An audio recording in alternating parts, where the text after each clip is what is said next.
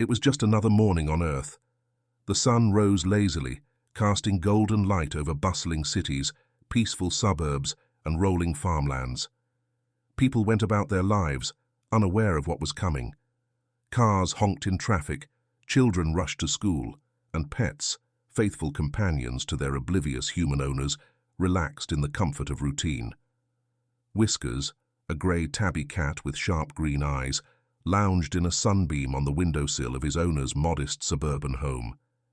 His elderly human, Mrs. Jensen, sipped her morning tea while humming a soft tune. Whiskers stretched lazily, one eye half open. More tuna would be nice, he meowed, not that anyone understood him. In a nearby park, Major Barkley, a disciplined German shepherd, patrolled dutifully alongside his owner, Officer Daniels. Barkley sniffed the air, alert to the faintest disturbance. He took his job seriously, even if today seemed unusually quiet. Meanwhile, high above the atmosphere, something stirred. The first sign of trouble came at noon. The sun dimmed unnaturally, casting an eerie greyish hue over the world. Whiskers, now perched by the window, narrowed his eyes at the sky. "That's odd," he thought, tail flicking nervously. Major Barkley growled low in his throat as Officer Daniels stopped in his tracks. People around the park looked up, shielding their eyes as the clouds parted, revealing massive metallic ships descending from the heavens. The Zorkar Dominion had arrived. The alien mothership, an enormous, shimmering structure shaped like a crescent moon, emitted a low, resonating hum that rattled windows and sent birds scattering. Smaller scout ships darted through the air like metallic hornets, landing with unsettling precision in major cities worldwide. A broadcast cut through every device on Earth, TVs, radios, phones, all hijacked by the Zorkar. The image of a tall, grey-skinned alien with elongated features and glowing blue eyes filled the screens. This was the Zorkar Supreme Commander, speaking in a voice that was both melodic and menacing. "People of Earth," the commander intoned, "your planet is now under the dominion of the Zorkar Empire. Resistance is futile. Your resources will fuel our expansion, and your labor will serve our cause. Rejoice, for you are now part of something greater." Chaos erupted. Humans fled in panic as the Zorkar deployed drones that hovered menacingly above city streets. The drones emitted beams of light that immobilized people, attaching strange metallic devices to their temples. Once controlled, the humans moved robotically, their expressions blank. Mrs. Jensen, oblivious to the commotion, turned off her hijacked TV and muttered, "Ugh, spam calls are bad enough. Now spam broadcasts." But outside, Whiskers watched as their quiet neighborhood transformed. A Zorkar drone floated past, scanning for any movement. Whiskers arched his back, hissing. In the park, Major Barkley barked furiously as Officer Daniels froze under the drone's beam. Barkley lunged to protect him, but Daniels didn't move, his eyes glazed over. Barkley tilted his head, whimpering. "What's wrong with you, Daniels? Snap out of it." The Zorkar, confident in their control, deployed a terraforming pulse device. The pulse was meant to alter Earth's atmosphere to suit the Zorkar's biology, but something unexpected occurred.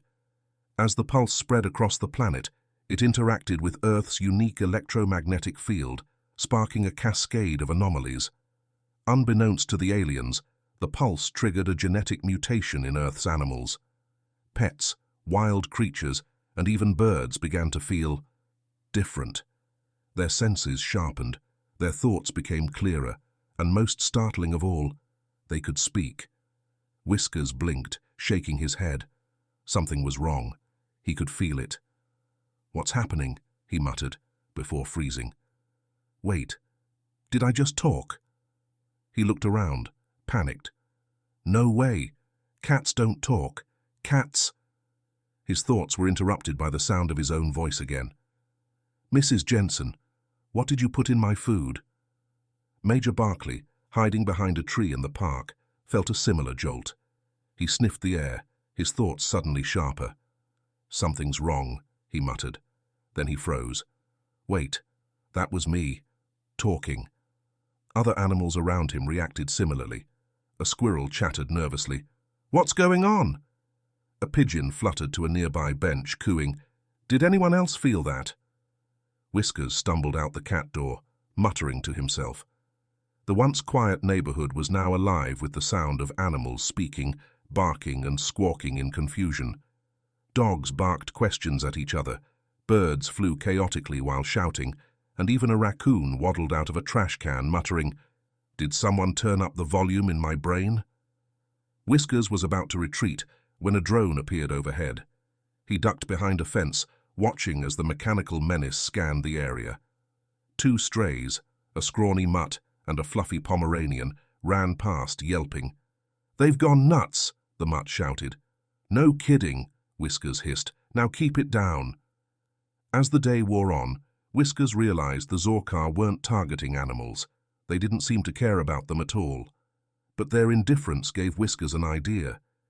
He slinked toward the park, where he saw Major Barkley organizing a group of dogs. "We need to find shelter," Barkley barked. "Keep quiet and stay out of sight." Whiskers leaped onto a bench. "And what's your brilliant plan barking orders like that? You'll bring every drone in the area." Barkley turned, narrowing his eyes. "And who are you?" "Whiskers," the cat said with a flick of his tail. "And you're welcome for the advice." "This isn't a joke, cat," Barkley growled. "We're trying to save lives." "And I'm trying to stay alive," Whiskers shot back. "Seems like we have something in common." The two animals glared at each other, their personalities clashing immediately. But before they could argue further, the distant hum of a drone made them freeze. The drone hovered closer, its scanner emitting sharp, rhythmic beeps. Whiskers and Major Barkley crouched low, their instincts kicking in. Around them, other animals scurried to hide. Squirrels darted into trees, birds flapped into bushes, and a particularly brave hamster dove into a trash can. Barkley growled softly. "Stay down. Don't move." Whiskers rolled his eyes. "I wasn't planning on breakdancing, dog." The drone's light swept over their hiding spot, illuminating the bench for a split second. Whiskers' tail twitched, and Barkley nudged him with his paw. "Stop that. You'll get us spotted." "It's involuntary," Whiskers hissed. "I'm under a lot of stress right now." The drone suddenly shifted direction, zooming toward a pair of strays barking nervously near a lamppost. "Oh no," Barkley said. "We can't just—" "Let them handle it," Whiskers interrupted. "They've got 4 legs. They can run." But Barkley didn't listen. With a bark of warning, he dashed out of cover and lunged at the drone. He leapt into the air, clamping his jaws around one of its rotors. Sparks flew as the drone spun erratically, unable to stabilize. "Crazy dog," Whiskers muttered, but he couldn't let the mutt have all the glory. He dashed forward, using a nearby trash can as a springboard, and swiped his claws across the drone's camera. The drone sputtered before crashing to the ground in a burst of sparks. The stray dogs stared in awe.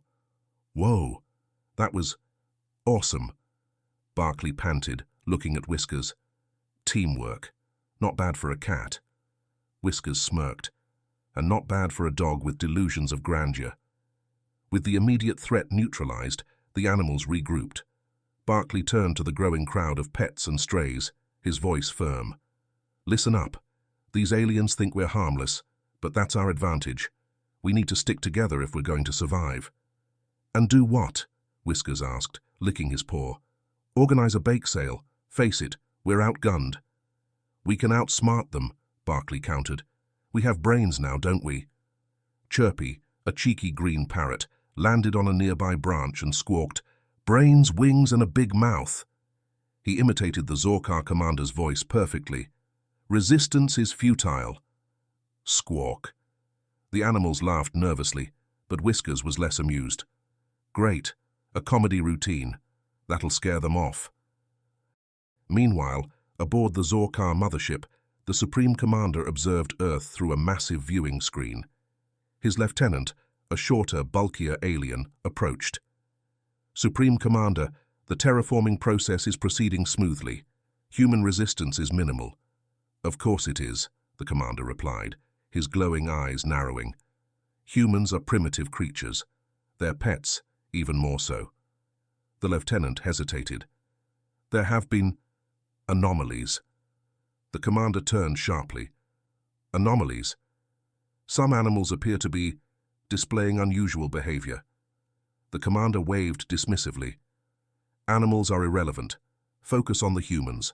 Soon, this planet will serve the Dominion. Back on Earth, the animals stumbled across a warehouse the Zorkar had turned into a processing center. Drones hovered inside, attaching control devices to rows of immobilized humans.